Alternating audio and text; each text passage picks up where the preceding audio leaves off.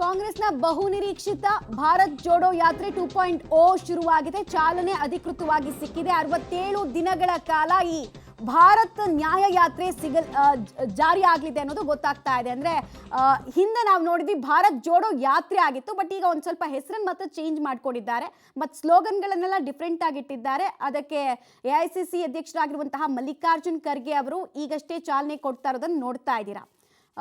ಕಾಂಗ್ರೆಸ್ನ ಅನೇಕ ನಾಯಕರು ಕೂಡ ಅಲ್ಲಿ ಉಪಸ್ಥಿತರಿದ್ದಾರೆ.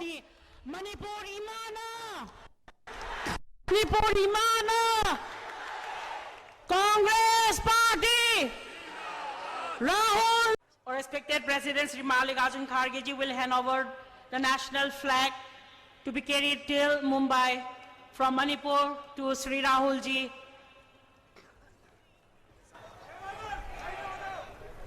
आगे लाइए. ಬಿಜೆಪಿ ಸರ್ಕಾರದ ವೈಫಲ್ಯಗಳನ್ನು ಎತ್ತಿ ಹಿಡಿಯೋ ನಿಟ್ಟಿನಲ್ಲಿ ಈ ಯಾತ್ರೆ ಅತ್ಯಂತ ನಿರ್ಣಾಯಕ ಅಂತ ಕಾಂಗ್ರೆಸ್ ನಾಯಕರು ಹೇಳ್ತಾ ಇದ್ರು. ಬಹಳ ನಿರೀಕ್ಷೆ ಅಂತೂ ಈ ಯಾತ್ರೆ ಮೇಲಿದೆ. ಈ ಯಾತ್ರೆ ಮೂಲಕ ಬಿಗ್ ಕಂಬ್ಯಾಕ್ ಅನ್ನು ಲೋಕಸಭೆ ಚುನಾವಣೆ ವಿಚಾರದಲ್ಲಿ ಮಾಡಬೇಕು ಅನ್ನೋದು ಕಾಂಗ್ರೆಸ್ನ ಆಸೆ. ಬಿಕಾಸ್ ಲಾಸ್ಟ್ 2 ಲೋಕಸಭೆ ಚುನಾವಣೆಯಲ್ಲಿ ಕಾಂಗ್ರೆಸ್ ಸಂಪಾದನೆ ಮಾಡಿದ್ದು, ಗಿಟ್ಟಿಸಿದ್ದು ಕೇವಲ 40 ರಿಂದ 55 ಸೀಟ್ಗಳು ಮಾತ್ರ.